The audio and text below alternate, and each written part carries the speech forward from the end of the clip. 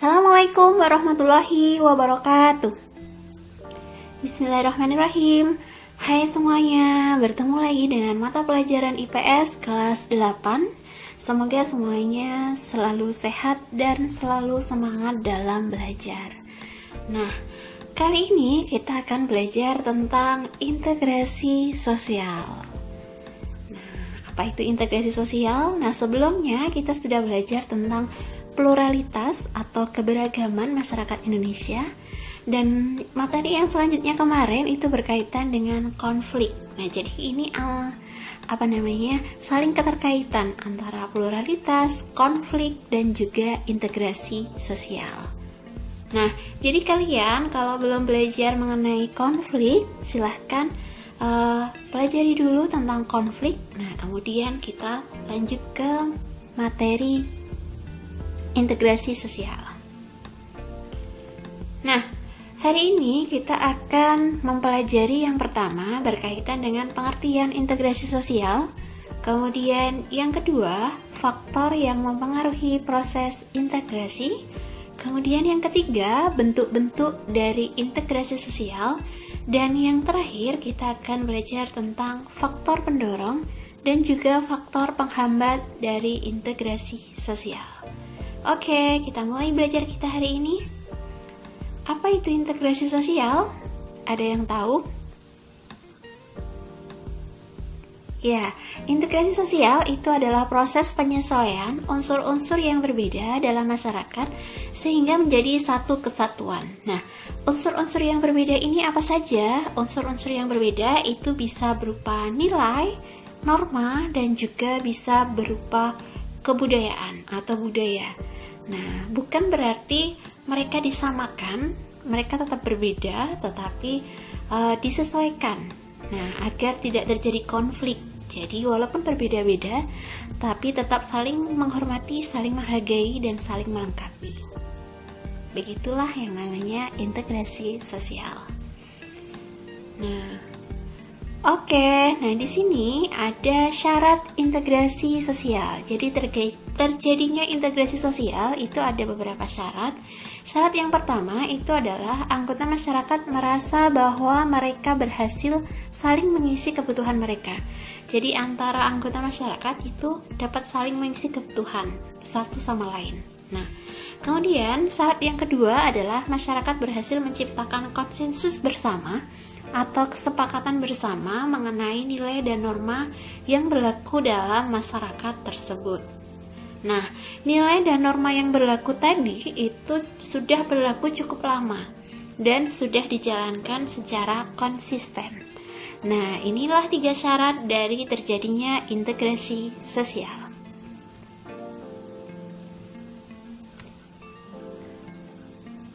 Oke, selanjutnya adalah faktor-faktor yang mempengaruhi integrasi sosial.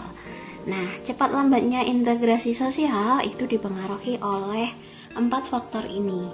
Yang pertama itu adalah homogenitas kelompok. Nah, semakin homogen suatu kelompok atau semakin sama suatu kelompok, semakin mudah terjadi integrasi sosial.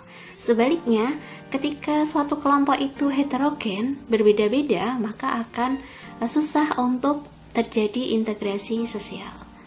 Yang kedua, itu adalah besar kecilnya kelompok. Semakin kecil jumlah anggota kelompok, tentunya semakin mudah terjadi integrasi sosial.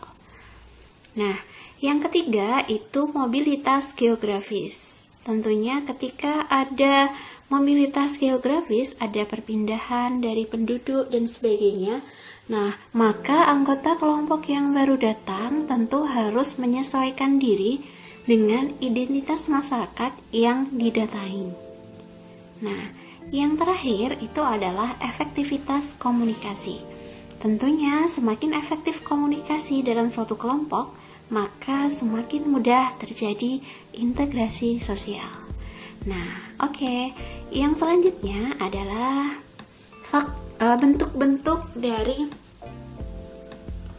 bentuk-bentuk integrasi sosial. Nah, integrasi sosial yang pertama itu adalah integrasi normatif. Nah, di mana integrasi yang terjadi karena adanya norma-norma yang berlaku di masyarakat. Misalnya di masyarakat Indonesia itu ada semboyan Bhinneka Tunggal Ika. Nah, ini merupakan contoh dari integrasi normatif. Nah, bentuk yang kedua adalah integrasi fungsional. Integrasi fungsional itu adalah integrasi yang terjadi karena adanya fungsi-fungsi tertentu dalam masyarakat. Contohnya misalnya masyarakat suku Bugis itu suka dengan melaut, pintar dengan melaut. Nah, berbeda dengan suku Minang yang pandai berdagang. Nah, kedua suku ini bisa saling melengkapi gitu. Nah, itu adalah integrasi fungsional. Yang ketiga adalah integrasi koersif. Nah, integrasi koersif itu adalah integrasi yang terjadi dengan cara paksaan. Nah, kenapa harus dipaksa? Nah, karena ketika tidak dipaksa, maka akan muncul akibat-akibat negatif.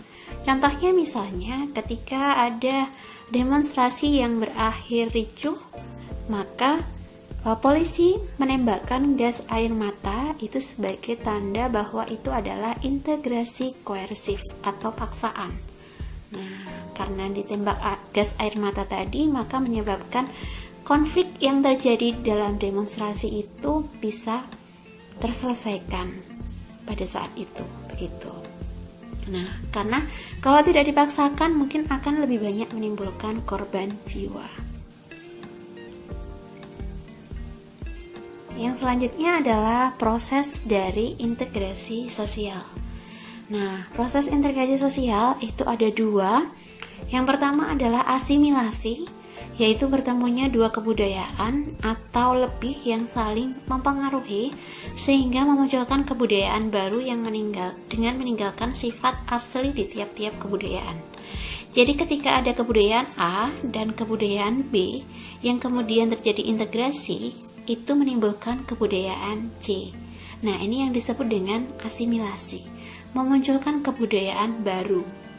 Nah, contohnya nanti akan kita bahas selanjutnya. Nah, yang kedua itu adalah akulturasi. Nah, akulturasi ini adalah proses sosial yang terjadi bila kelompok sosial dengan kebudayaan tertentu dihadapkan pada kebudayaan asing atau baru, sehingga kebudayaan yang baru tadi diserap, diterima, dan diolah dalam kebudayaan sendiri tanpa meninggalkan sifat asli kebudayaan penerima. Nah, dapat dianalogikan misalnya ada kebudayaan A dan kemudian ada kebudayaan B, kebudayaan yang baru. Nah, kebudayaan yang lama dan kebudayaan yang baru ini saling terintegrasi, tetapi masing-masing masih menampakkan budaya aslinya. Jadi A ditambah B itu A B. Nah, jadi unsur dari sifat asli dari budaya yang lama dan sifat asli dari budaya yang baru itu masih ada, walaupun sudah tercampur dari kedua budaya tersebut. Nah, yang selanjutnya ini adalah contoh dari asimilasi. Adanya perkawinan campuran atau amalgamasi. Nah, misalnya antar dua suku atau antar dua negara. Nah, ini terjadinya integrasi, itu adalah proses asimilasi. Nah, contoh asimilasi yang selanjutnya yaitu adalah musik dangdut yang merupakan pencampuran dari beberapa budaya seperti budaya Arab, budaya India, dan juga budaya Melayu yang kemudian menyatu menjadi yang namanya musik dangdut. Nah, yang ini adalah Masjid Qudus. Nah, merupakan contoh proses dari akulturasi. Nah, kenapa akulturasi? Karena masing-masing masih memperlihatkan sifat aslinya. Nah, di mana ini ada masjid itu adalah bangunan Islam. Nah, sedangkan di kompleks masjid ini ada struktur bangunan yang lain yang mencerminkan ada bangunan Hindu. Nah, yang kemudian sebenarnya ini difungsikan untuk azan begitu ya, tapi di dalam kompleks masjid ini ada dua budaya yang masih terlihat sifat asli dari budaya tersebut. Nah, selanjutnya adalah faktor pendorong integrasi sosial. Yang pertama itu adalah toleransi terhadap perbedaan. Tentu ketika beragam, apalagi di Indonesia itu banyak sekali suku, bangsa, budaya, bahasa.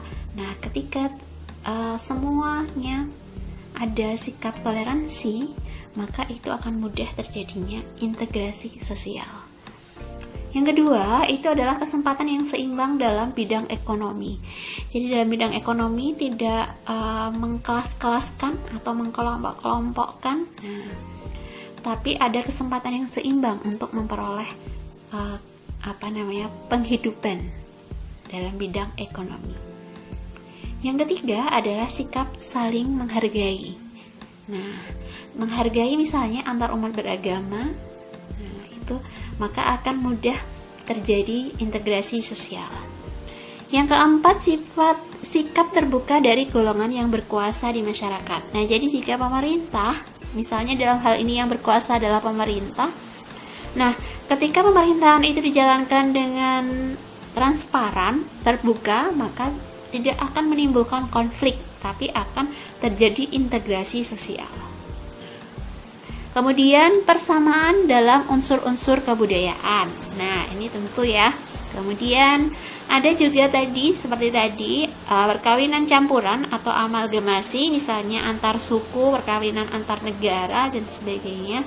Kemudian juga adanya musuh bersama dari luar. Nah, ketika sama-sama punya musuh yang sama, maka integrasi sosial itu akan terjadi. Nah, karena bersatu untuk melawan musuh begitu.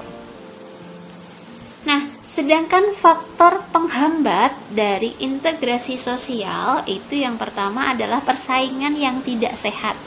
Nah, yang kedua, fanatisme berlebihan. Jadi sikap yang terlalu cinta berlebihan pada sukunya, pada masyarakatnya, pada budayanya, nah itu bisa menimbulkan menghambat adanya integrasi sosial. Nah, jadi menimbulkan konflik ya.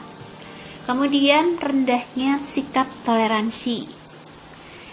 Lalu konflik atau pertentangan. Nah, jadi konflik itu menghambat terjadinya integrasi sosial. Kemudian prasangka buruk. Nah, prasangka buruk terhadap masyarakat lain atau budaya lain. Kemudian perbedaan perlakuan. Nah, dan yang terakhir adalah berlangsungnya tindakan yang mengganggu. Nah, inilah beberapa faktor penghambat dari integrasi sosial. Nah, baik. Dapat kita simpulkan bahwa integrasi sosial itu sama halnya dengan penyesuaian unsur-unsur, berarti itu adalah kesatuan begitu ya. Nah, lawannya dari konflik. Nah, jadi kalau konflik itu perpecahan, kalau integrasi sosial itu persatuan. Nah, walaupun di dalam persatuan itu ada perbedaan-perbedaan. Jadi seperti semboyan di Indonesia yaitu Bhinneka Tunggal Ika. Jadi walaupun beragam, walaupun banyak suku, banyak budaya, banyak bangsa, banyak bahasa, nah tapi tetap menjadi satu kesatuan yaitu Indonesia. Nah, ini adalah integrasi sosial. Oke, sudah selesai materi kali ini. Jadi kita akhiri dengan membaca lafal hamdalah. Alhamdulillahirrabbilalamin. Terima kasih, semoga semakin semangat belajarnya dan sampai bertemu dengan materi selanjutnya. Tetap semangat, tetap sehat. Assalamualaikum warahmatullahi wabarakatuh.